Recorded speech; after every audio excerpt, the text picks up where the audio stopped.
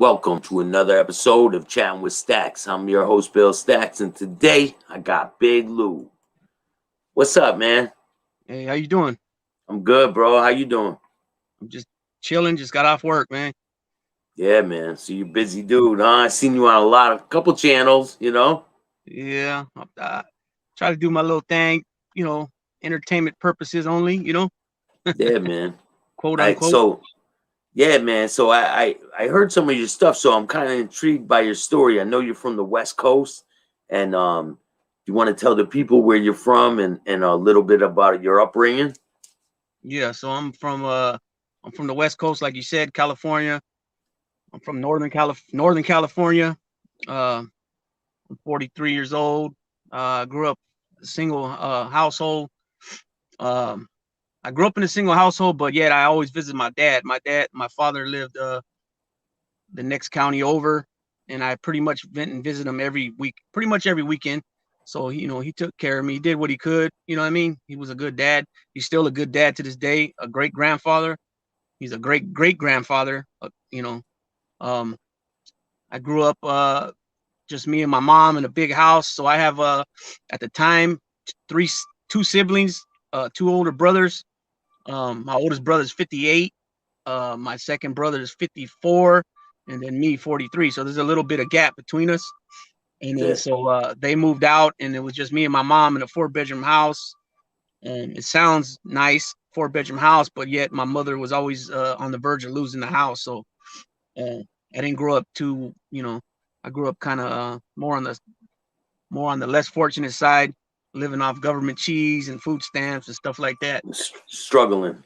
Yeah, yeah. And Yeah. my dad always took care of me. He always had me in new clothes. I can't say that. Uh, when I was about let me see, about 7, my mom met this guy, and then they end up getting married, and she ended up having a daughter from him. So she's 10 years younger than me, my sister.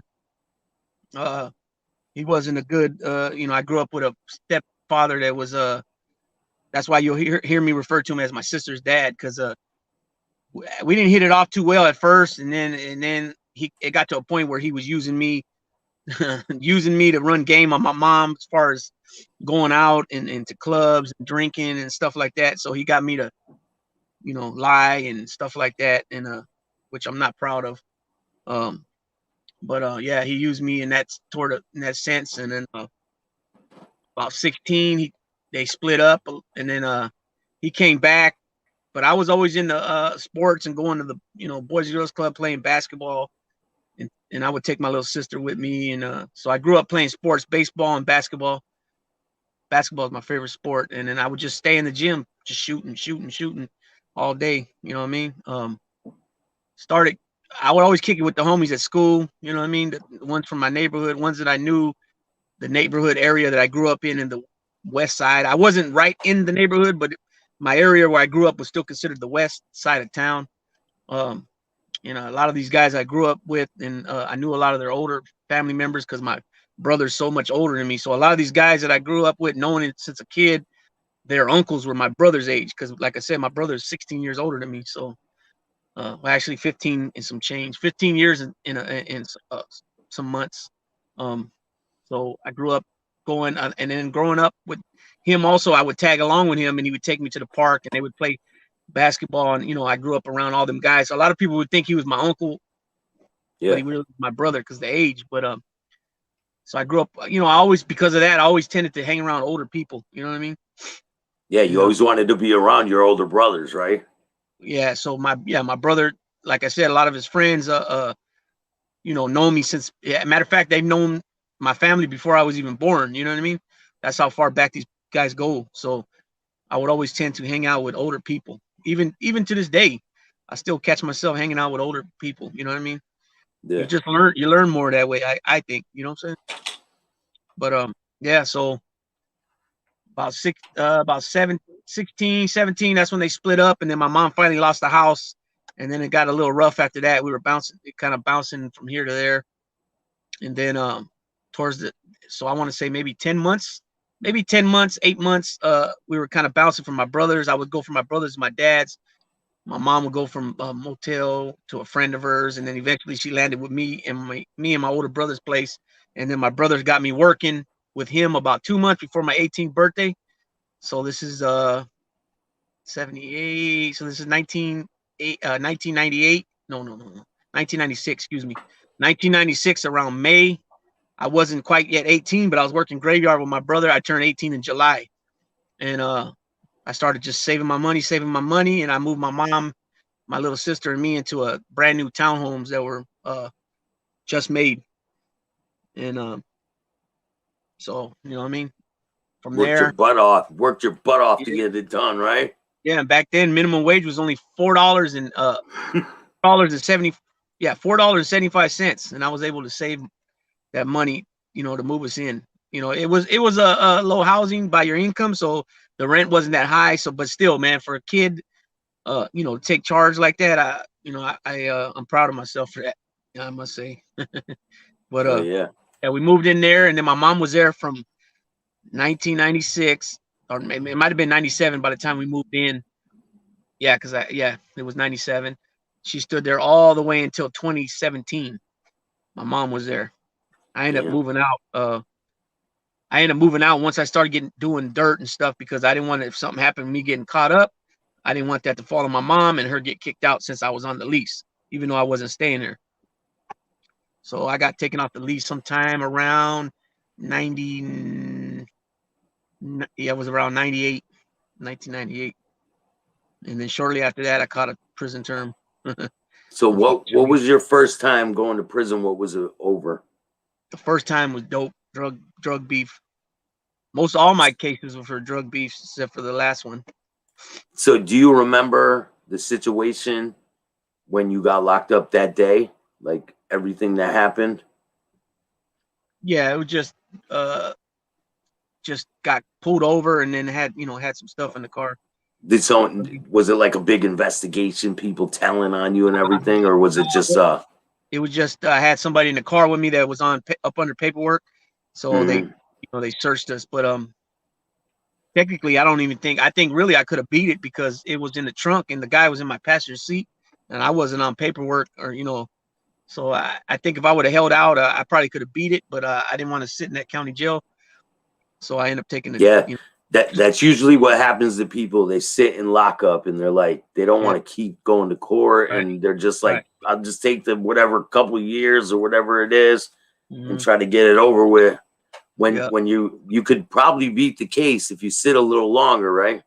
yep. And then unfortunately, a lot of people, when they first start going through the system, they're not aware of their rights and what they could do, and how to fight cases. And then you have to do your homework, man. You know what I mean? That's why I said I probably could have beat it, or I probably could have got just maybe a month or two in the county jail, but How long did you sit in there before all the case before, was taken care of?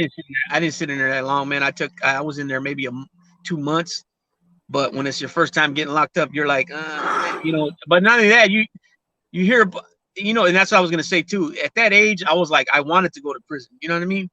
Because you look up to your cousins, and they're in and out, and other homeboys. They're always talking about it, like Yeah, it's yeah, something that. you Yeah, learn this, and it's like a rite of passage, kind of, right? yeah, it's like on your bucket list. You know what I'm saying, so to speak. And so, yeah, so I wanted to hurry up. I took that little deal, 16 months with a half.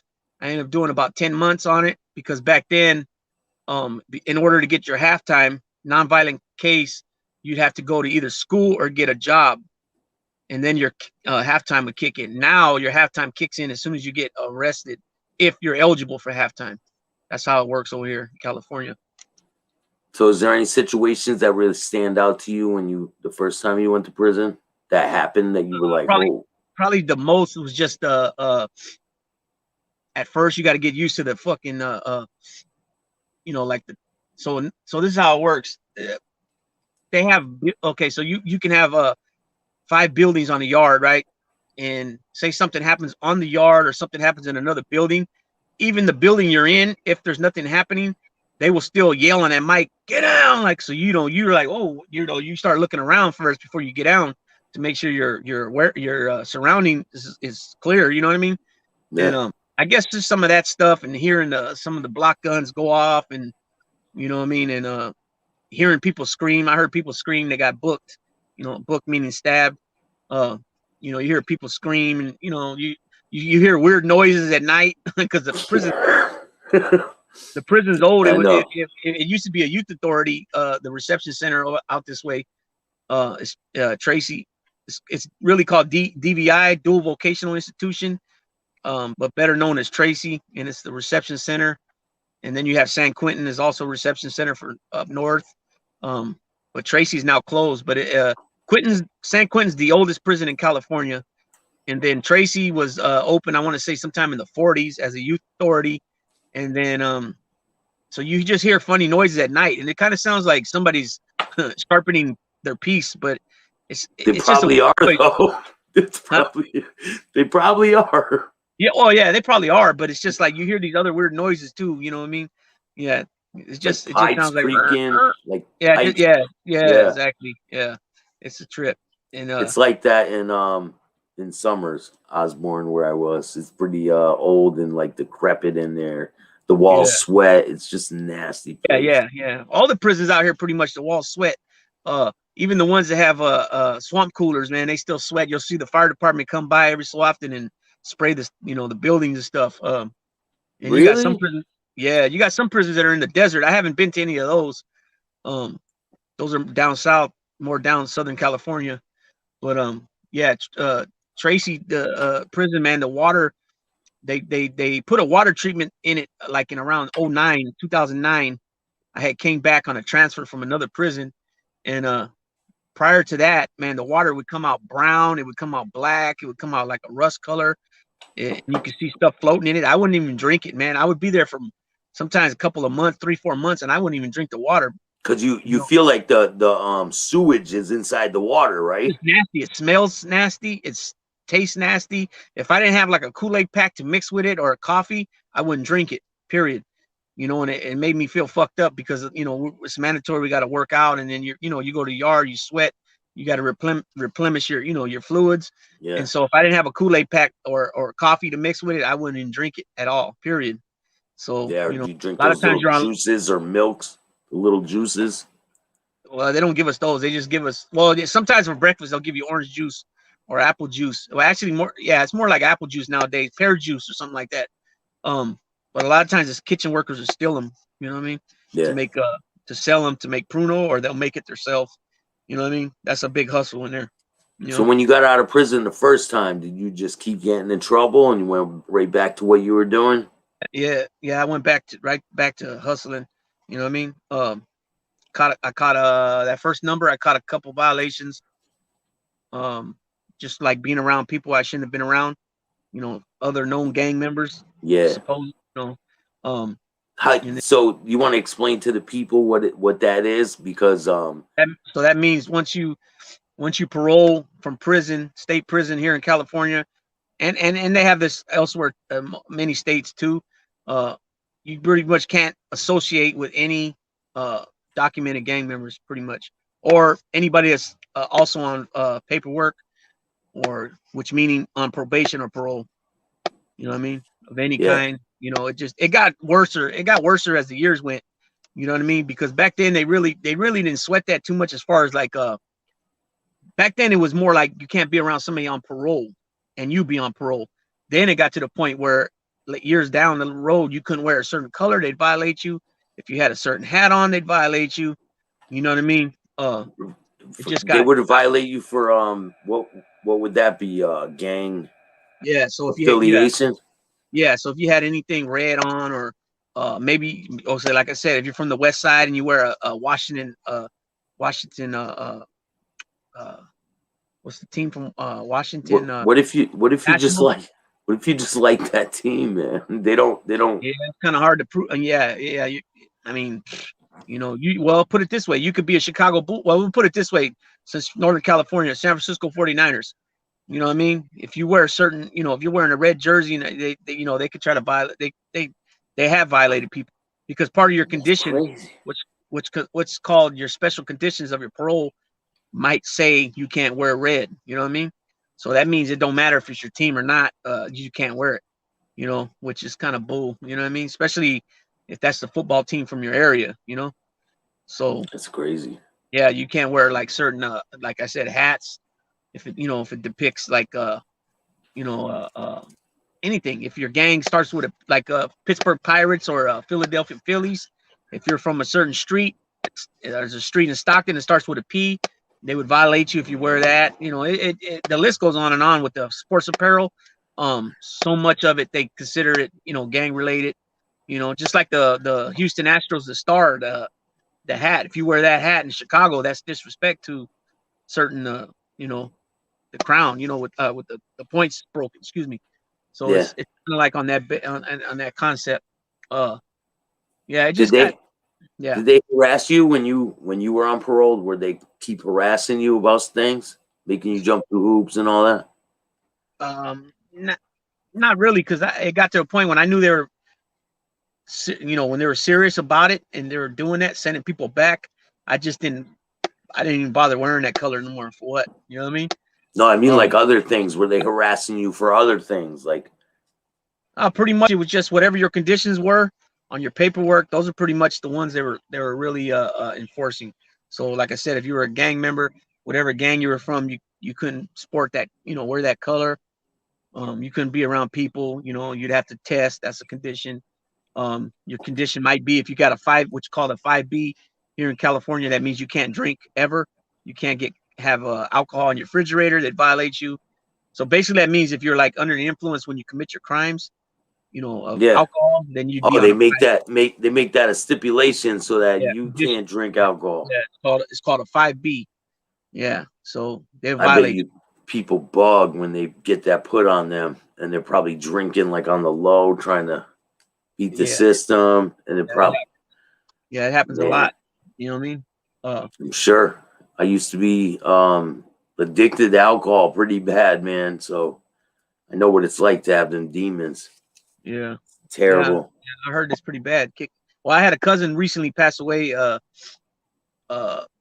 he used to, you know, heroin addict, but then he, the last time he went to prison, he stopped doing shooting dope, but he, you know, he was on methadone. He was getting methadone pills from the doctor. He was getting the juice from the clinic, and he was drinking. He just started drinking like crazy. He would drink those little, you know, those little, the little bottles, the ones that are like this for about $1.50 or whatever. He would drink like Yeah. 20 or 30 of those every day. You know what I mean? He'd be hammered by like 1 o'clock, 2 o'clock, hammered where he's like falling, and it just killed him. You Yeah, know, it's no you way know, to live, man. he was proud of himself that he wasn't shooting dope, but what he was doing was killing him faster than if he was shooting the dope. You know what I mean? And I just never could understand that, you know. But yeah, he ended up passing away, and I know they, you know, he was towards the end, he was in the hospital a lot, you know, and it got to the point where they couldn't help him, and there was nothing they could do, you know. But I would see him, you know, I'd go visit him from time to time, different times he was in the hospital, you know, and he would hallucinate, you know, he would say his mom's there, and it was his sister or his mom, or he would just say stuff that people weren't there, you know. So I know that's real. You know what I mean? The It's alcohol's real. crazy, man. Not It's no pretty no joke. bad. No joke, man. You know what I mean? Yeah. A lot of And times, a lot of times people get on, you know, they get on these substances. I can't even say it right, and they don't even realize that they're hooked until, you know, they find themselves maybe on a trip, you then they know, have to stop for some reason. yeah, or they go to jail and Yeah. then they're like, oh shit, what's going on there? And they figure out, oh man, I'm strung out. You know what I mean? They wake up the next day like this. Mm-hmm. I Yeah, don't wish that on no one, man. It's a pretty yeah, terrible way to live. yeah, yeah, yeah. Yeah, it is. It is. So after you got out of prison, what was the next step in your life? Did you just go right back to it The and first catch more time, yeah. charges? So the first time I was let me see, I was almost 20 when I went in first time, and then I got out. Like I said, I only did 10 months, so about a year, a little less than a year. It was like 10 months, 20 days. So, you know, about a month less than a year. Stood out for about a year or so. Tried to do right. You know what I'm saying? I tried to do right. But I would find myself, and this is all the way up until recent. Uh, you know, I would get turned down for maybe a job at a temp service or something, and it would just discourage me. And then I would go back to knowing what I know how to do, you know, and Yeah. make that fast, easy money. you know, keep you living, keep you alive, keep you paying whatever. You got to pay your room, your motel room. That's what a lot of people do, man, because they say to themselves, I'm not going to sit here and starve and let my life just pass me by. I'm going to Right. Yeah, take yeah. that risk again. Yep. It's not And worth it, man. you know, at the time I was thinking in my mind, you know what, crime pays, you know. Uh but really it don't. Once you start having kids and you start realizing that you're hurting your family, and you know, they don't want to see you locked up. Uh, you know, it just it's selfish, you know what I'm saying? That's what it boils down to, you know. So I was out about a year, I guess something like that, about a year, and then I caught a possession of sales, which they gave me 2 on that, low term 2. Because here in California, unlike like New York, where they'll say I took a 5 to 15, or, you know, so you can do anywhere from 5 to 15 years, and then I guess you go to the Who board is there in that New up York. to? Who is that up to? The parole board if you get No, out? I'm saying I was explaining, like, because I know you're on the East Coast, so like New York, the state of New York, like you go to court there, and they might give you, you know, 7.5 to 12. You know what I mean? And then I guess anywhere from the 7.5 to 12, you keep going to the board until they feel that you're fit to be released. Well, California is different. The only way you go to the board if you're a lifer in California. Um, Here, they got the low term, the mid term, the high term, and then there's a lot of stuff that comes into play when it comes to you getting sentenced. If you have strikes, if you got a strike, okay. So, for example, if I already have a strike and I catch say a possession for sales, right, and they give me the 2 years, since I have a strike now, they can automatically double that 2 years up to 4 years. And then, and if I already been to prison, say twice, they can give you a prison prior on top of that. So now you're doing 5 years when you really only should be doing the 2. So you do 5 years, but you don't even get halftime. You got to do 80%. That's how that works with the strikes law. Yeah. There's something out here called habitual offender. So if you commit the same kind of crime, they'll hit you with habitual offender, which is like 5 or 10 years on top of the crime that you already got charged with. Wow. Yeah. So And they they just told me recently if I were to keep coming back, they were gonna hit me with it. I was like, nah, I'm good. Yeah, so they changed the recently they changed the 80% now down to 66%. And then what they did too is that they were doing away with the, even though the judge sentenced you to, say, like I just mentioned, you, it was a two year term, but because you had a strike, they doubled it, and then they gave you a prison prior, a 1 year prison prior. Now you're doing 5 years with 80. So that got dropped down to 66%. So that 2 years was your base term, and then the extra 3 they gave you is called your enhancements, right? So what they do now is you go to the board, uh, and you can possibly be released, you know, early, instead of you doing all that enhancement time. And they look at your mitigated factors and your aggregated factors. So if you've been doing a lot of programs in there and you've been disciplinary free, that Yeah. works in your advantage. You know what I mean? So, you know, there's ways around things now in there, you know, if you're doing right. And they give out these things called milestones. So if you get your, for example, if you take a college course, you can get like, I think it's 8 to 12 weeks knocked off per year on your sentence.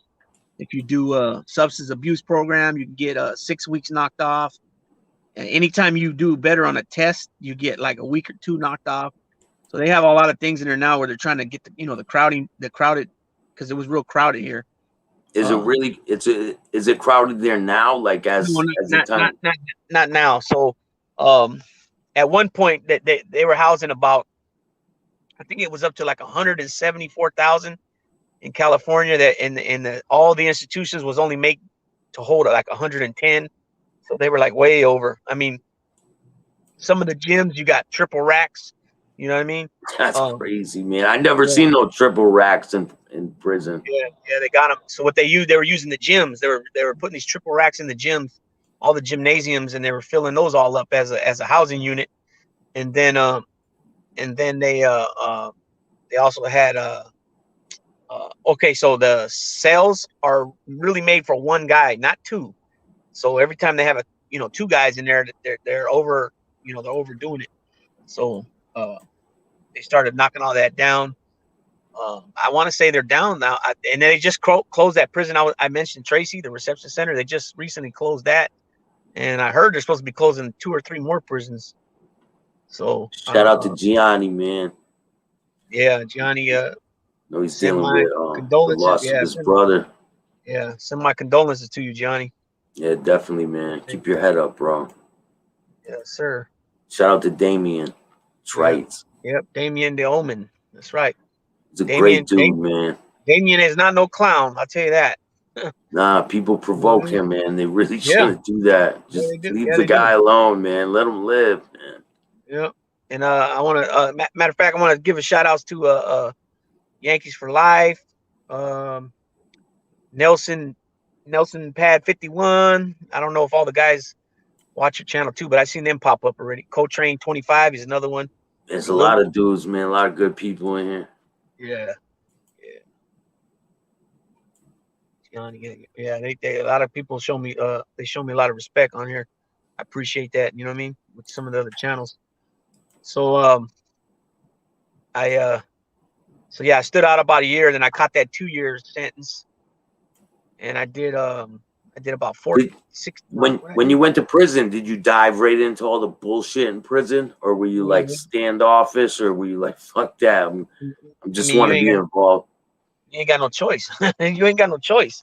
As soon as you get to R&R, I mean, you can even try to play the part and try to slide through, you know, and try to say, oh, you know, I don't bang, I don't nothing. And they'll say, well, yeah, like if I came there, right?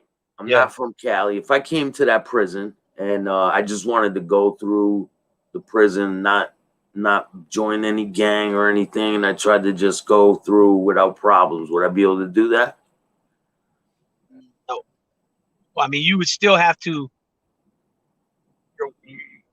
You're technically white, right? I mean, that's what your yeah. So I mean, yeah. So you would have to be sealed up with a white man. You know what I mean? You'd have to follow the rules. You're not going to just do what you want. There's going to be a lot of problems. So your best bet. I mean, it depends too where they house you. You know what level you are. Obviously, the higher the level, the more it's going to be. You know, a little bit rougher as far as the politics. And I don't mean rougher as far as you know, you just got to hold your mud, man. You just got to be, you know, mind your own business. You know, when you see something happen, don't turn and look. Just keep it moving. You know, just make sure you don't go against the grain, basically. You know what I mean? Whatever they tell you the rules are, you know, that's it. Pounding that Pinkville, my boy. What's happening? San Antonio. Yeah, he's good people too. So yeah, you just, you know, like we were talking earlier, man. You know, if you're a white dude and you're a blood or a Crip, you're gonna have a lot of problems in California. You know, I've never seen different breed out there. Yeah, I've only seen a couple of white blood or Crips come through, and it never ended well for them, because at the same time, you might be down for your neighbor, the hood you're from. That doesn't matter. The problem is, depending where you're from, if you're not known by these Crips or Bloods that are on the yard already, they're not going to go out of their way to back you up. You know what I mean? No. Because they don't know you, so they're not going to get into this riot. They got to fight with all the white dudes because of you. Because that's right. Because when it comes to that, it's a race riot. Every white man is supposed to ride. You know what I mean? Just like if the blacks get into it with a different race or group segment, they're supposed to ride no matter what. So, you know, some people ain't willing to get down like that for somebody they don't know. You know what I mean? Now, if you're white, I've seen fights pop off, and people that were in the organization, they just stepped away. They don't want no parts of it. Yeah, you know what I mean. So they got dealt with afterwards too for doing that shit. I seen one time in the gym. I was in the gym, and I was the what they called the recycle porter, right? But basically, all I did was went around. After count was over, I would go around and throw everybody's trash cans they had between their alleys of the rows of the bunks. And I'm looking out the window and I see the alarm goes off, but I'm where I had to get down at, I could see across the yard, and they were bringing guys out of building 4. Okay, well, it's a no-brainer that they're bringing out bald-headed guys, and putting them over here, sitting them down, which are Southsiders, and then they're bringing white guys out and putting them on the other side of them, sitting them down. So that's obvious that those two group segments had a problem, right? Yeah. So what happens? These white guys in the gym with me, they're laying down, man. They're laying down. And they got caught, man. The Southsiders, you know, put their state clothes on. They took their personal clothes off. They rolled up all their stuff in their bed. They were ready. They were ready. Yeah. Right? They got ready. They weren't really ready either, but they got ready, and the white guys weren't paying attention. and there was some guys that were on the toilet when it started kicking off. But before all that, I went around and told all my peoples, hey, just I'm giving you the heads up. And there were some white guys on the toilet, and they didn't jump, and they ended up smashing these dudes bad like the next day, Yeah. because they knew better. You know what I mean? And both these guys they had been around. They weren't just first termers, first time in the pen. They've been around. Yeah, and They they didn't do probably anything. did. They probably did that on purpose, man. Oh no, absolutely, they did it on purpose because, Of course.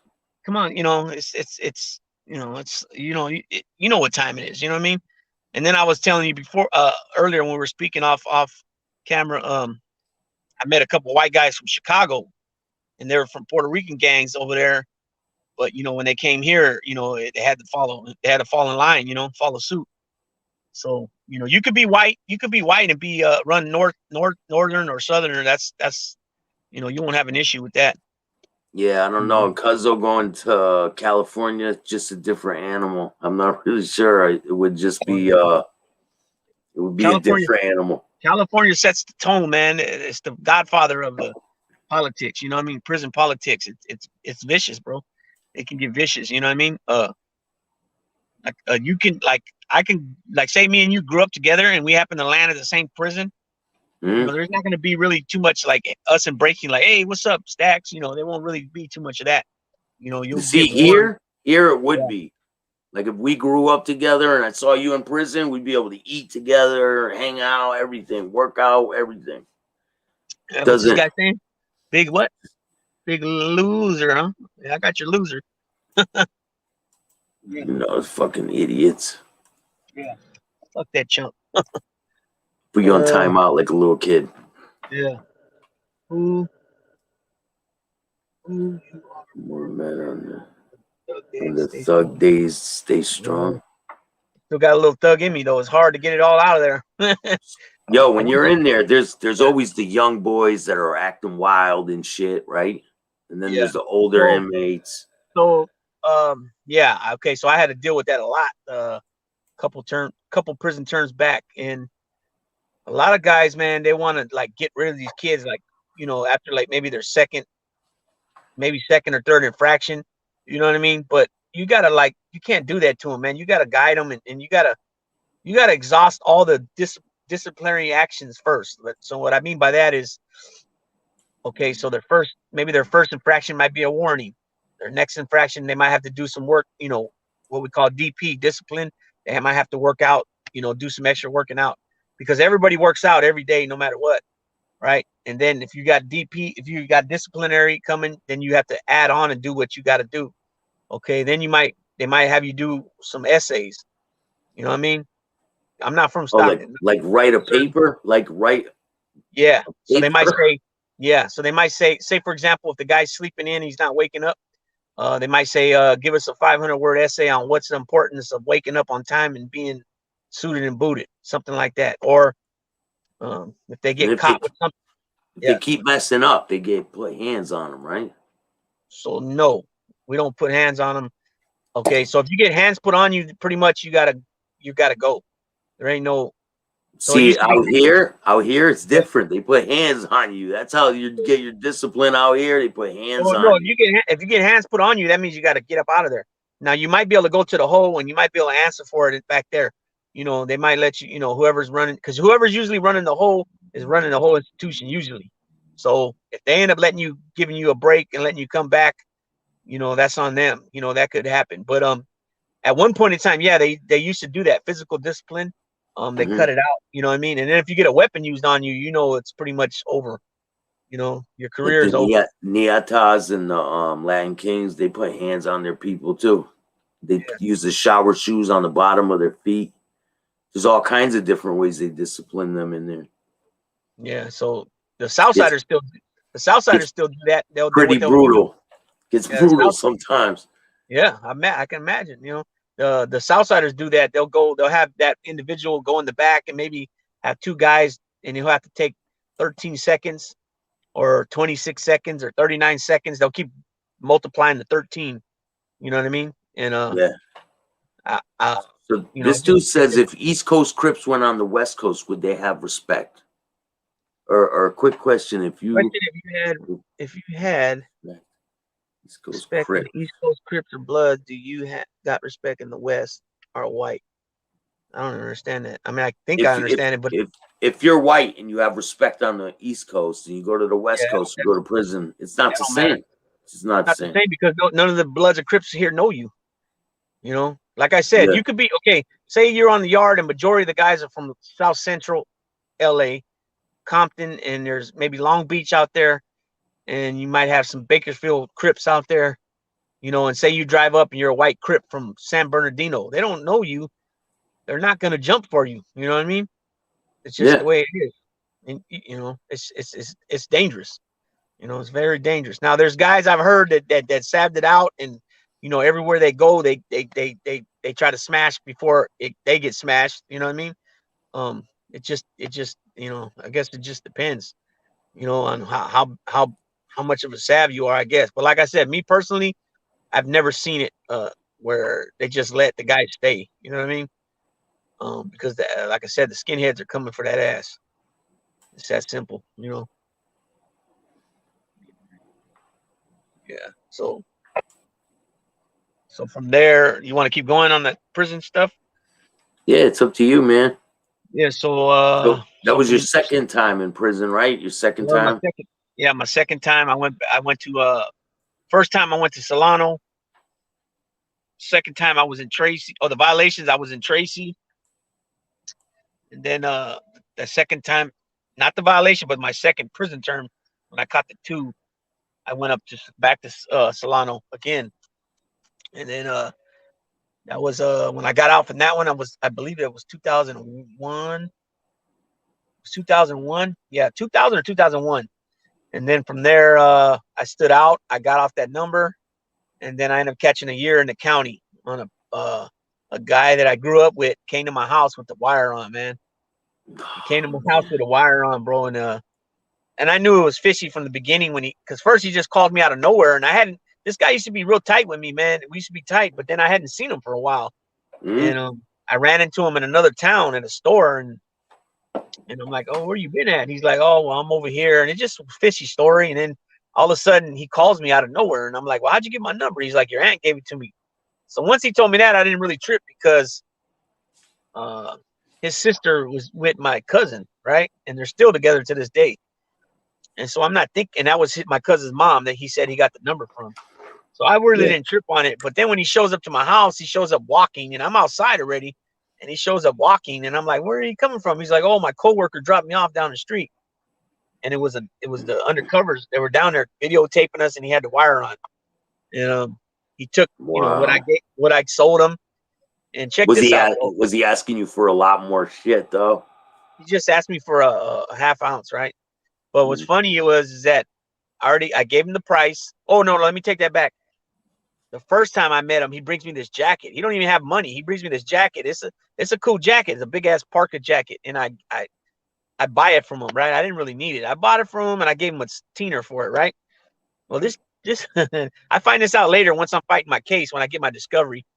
This guy goes back to the cops and he tells them that he paid $120 for the sack, and they reimburse him the money. That's what the cop testified. Yeah, they gave him $120. He gave me no money, right? And then when he shows up that day to get that half ounce, I was charging him $200, and he got 300 from the cops. Right? They gave him Yeah, because he 300. was doing the okey doke shit. He was Yeah, even but check. pulling the okey doke shit on the cops. Yeah, but check this out though. But they testify that they searched him before he came in, right, to make the buy. Then when he comes back, they say they search him again, right? They say he gives them what he got from me, and then they search him again. Okay, but this dude's I'm only charging him 200. He gets 300 from the cops, right? He tells them that I want 300, so he gives them 300. He comes to me. He's supposed to give me 200. He gives me 220, an extra 20 on accident. This motherfucker got the nerve to call me that night saying, "Hey, did I give you an extra $20 bill?" And I'm like, "Nah." Right? Serious, man? Yeah, real shit, man. Yeah, and I'm What like, "Nah, you didn't the? give me no. You gave me 200, right?" So this motherfucker. So when he goes back to the cops, he gives them what I gave him, and then what did he do with the $80? Because they said they searched him, so they were lying. They didn't do their job either, right? I mean, unless he put it up his ass or cheeked it, right? I He mean, or must have something. or it's either he must have or they didn't search him like they said, one or the other. So he's playing both sides. He's playing us both, right? And so that day he comes and I'm like, well, what are you doing walking? Where are you coming from? And he's like, my coworker's down the street. So I believe that was November 20. It was like November 27th or something like that. It was our Thanksgiving already passed. And the day they hit me, matter of fact, was yesterday, 20 years ago, yesterday, right? Wow. Or it might have been, it was it was either 2000 or 2001, December 6th. And what happens is he calls me again on the phone and I'm like, well, I'm leaving out of town. And before that, my cousin, the one I said that died of the drinking, Yeah. he was with me and we ran down to the store real quick to go make we went to go buy toilet paper. I remember it clearly. And before I can even, when we come out the store, they just roll up on us because they think we're leaving town. So they're trying to get me. They roll up on us, put your hands up, and they How throw us both long? in. How long after you dealt with that kid did they come? It was November 27th, and then they came December 6th. So So what was that? about a 8, 9 month. days, 10 days, 10 days, 8 Oh, days. 10 days.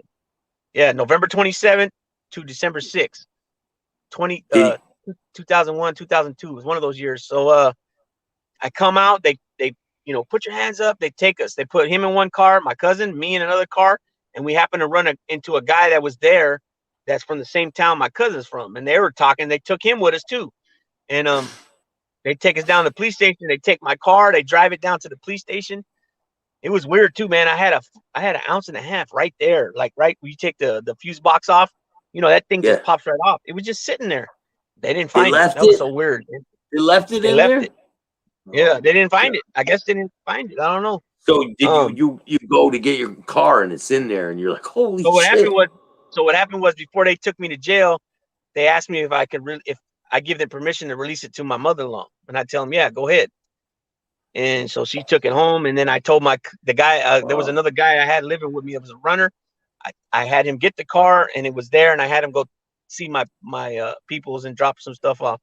So by the time I bailed out that night, they already had took care of that. But what they did was they kept my cousin and the other guy for about 15 minutes to give them enough time to hit the house so they couldn't call. And they kept me. And then when they went back, though, they went in there and they just started shooting my dogs. They killed my dogs, and my dogs were chained up, and they still shot them. What? So yeah, it Damn, was bro. yeah. So yeah, That this happens dude. out here too, man. And They what's fucked up is that shoot dogs. What's fucked up is that once we started going to court, and I hired a lawyer. He asked the narc on the stand. Finally he asked him straight up, who was the CRI, the confidential reliable informant, and they told me his name, right? And I'm like, wow. And then this guy didn't even, the cops straight to upset in the court. They didn't even know who I was because I just lived in that town. I didn't do business there. You know what I mean? I wasn't from there. I just lived there. Were you shocked when you found out who it was? No, because I kind of had a feeling, you know what I mean? Because I was only dealing with family members. I mean, blood family, cousins, aunts, And you and my knew none brother. of them would do that to you. Yeah, they wouldn't do that. They wouldn't do that.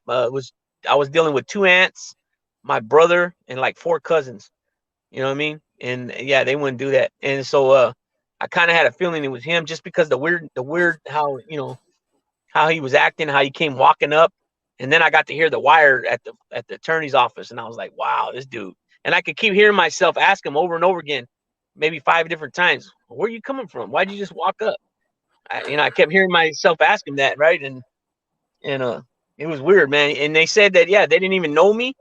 He didn't even have a case he was fighting. He just brought me to the detention to bring me to the detention, just to show that he was reliable. And then they said that he's been reliable in other cases. So he would just go around town and just try to see what he can buy, and then turn on, and then roll on them. So People are yeah, it's nuts, man. crazy. Yeah, it's crazy. So I got a year, and then I paid this attorney, man, and he can't even give me better than a year in the county. It's like crazy. That just didn't make sense to me. Usually they just care about the conviction, right? They want the conviction. Yeah, they'll give you a bunch of probation or whatever. So first he tried to give me just probation, 5-year felony probation, no jail time. They said no. Then he said he tried to give me 2 months with the 5-year felony probation. They told him no. Then he said he tried to give me 4 months. They told him no. Then 6 months, no. Then 8 months, no. Then 10 months, no. And then they finally said, "Oh, we'll give him a year." And that just didn't make sense to me. A year You know what I with mean? probation on top of it?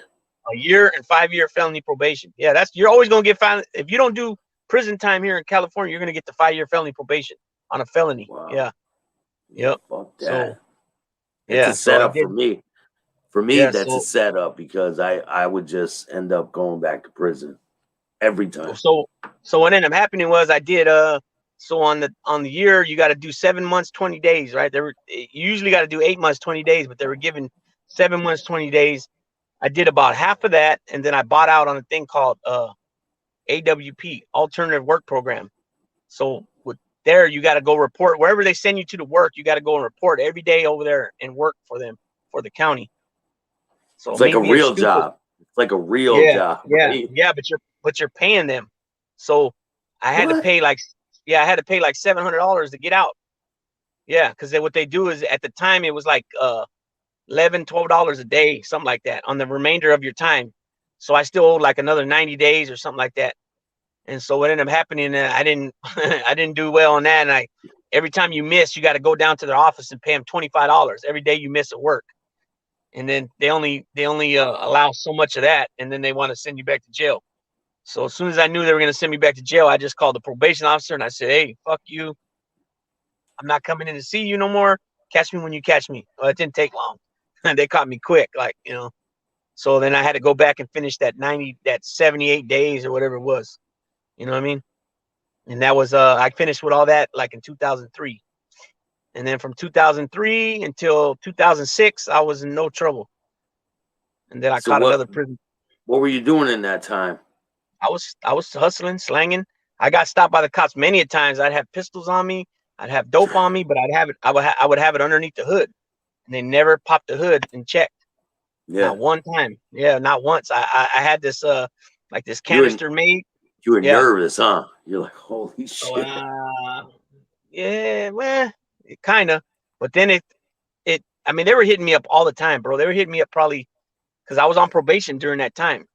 Yeah. Search and seizure probation. You know what I mean? They probably jammed me up about 10 times total in those 3 years. And then a couple times I'd like I would crash out of my car because me and the old lady got into it, and I'd wake up to a cop. You know what I mean? And I look up and there's police standing in my window. Oh shit! That sound. And man, one that time, man, I don't know how I did it, bro, but I don't know how I did it, man, but they pulled me out the car. They patted me down. They let me sit back in the car. They asked me for my ID. I gave it to them. My driver license, I gave it to them. As they're running my name, I had my jacket on, like a Pendleton type jacket on, a flannel. And I took it off. But as I took my arm out of the sleeve, your little handle right here in your door, sometimes it's a little pocket. Well, I had two quarter ounces of heroin in there. And I grabbed them all in one motion, and I boop right between my cheeks, right? And I got away with it. I don't know how. Wow. I don't know how, bro. But I was just playing with fire, man, the whole time. You know what I mean? I mean, it was in crazy. A car one time, crazy man. Times during that time, man.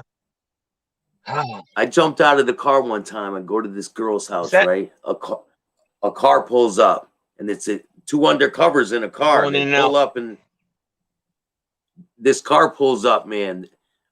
I'm going to this girl's house. A car pulls up, and it's two undercovers. They're like, "What are you doing?" I have the 8-ball of cocaine in my hand. I go up to the car, and I lean into the car, and I'm like, "Yeah, what do you guys want?" And they're like, "Where you going? What house you going to?" I'm going to see my friend. They're like, "Do you know the person on the second floor?" I'm like, "Nah." They're like, "All right." And they let me go. I just walked away. I was like, man, if they would have searched me, I would have been done, bro. Sometimes you get lucky like that, you know? Yeah. You're right. I mean, but I remember another time, man.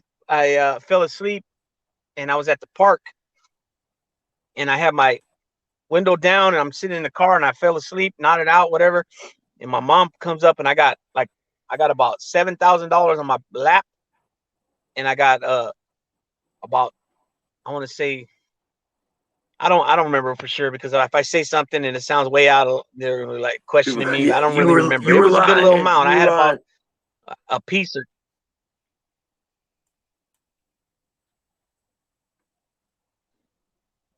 You had a you what? there? Yeah, you had a what? Yeah, we're having. Can you hear me? I had a wad of money, Yeah, and I had a 7,000. couple. At least I had an ounce or two on my lap. Yeah, we're having problems. We could finish this up another time, man. Can you hear me? Oh, I can hear you now. Can you hear me? Yeah. Yep. Now I I did, can. but then you sound like a robot. Can you hear me? Yeah, so my mom wake. Yeah, Go so ahead. my mom finds me and she wakes me up and you know it was bad. I was playing with fire, man. That was a jacked up time right there during that time. K Mac is good. How about now? Yeah, I could hear you. You keep freezing on me. Yeah, man. We'll Yeah, so finish yeah, this up during that another time right time. there when I caught that prison term, that was a bad time. I think there's a Okay, crazy delay, man. There's a let crazy me know. delay. Yeah, yeah, Yeah. yeah. We are. We're having a delay. We can come We'll back for part two. yeah, we'll make a part 2, man. Thank you for joining me today, man. I really appreciate your stories, bro. They're really intriguing, man. I definitely want to know more, man. You want to give a shout out to anyone before we go? Yes, sir.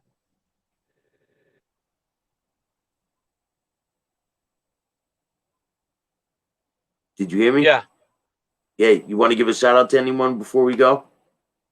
I can hear you, but I can't make. I can hear you, but I can't make out what you're saying. All right, bro. It's Did you all say? good. I think you might have said, "Do I want to say anything before we go?" Yeah. Yep. Did you say if I wanted to say something before we go? Yeah. Yeah, I just don't. Yeah, just I'll make it clean, simple. This life. Any youngsters out there, young men, this is not the ticket, man. In and out of the pen, you lose a lot of time. You know, if you have kids, you're gonna lose out on a lot of stuff, and you don't want another guy raising your kids. I don't think. You know what I'm saying? So just think about your choices, man. One move you do, you could be in the big house for the rest of your life. So think about it. You know, Definitely, man. that's pretty much it for now. We could touch on that a little bit more later on. We come back for another part or something. Definitely, man. You know what I Thank you, mean? bro. And I'll hit you up after this. Make sure you hit the like, I subscribe, and will. notification Yep. bell so you can get my videos every time they drop. Thank you all for joining me, man. Until next time. Thank you, bro. See you guys Yes, sir. later.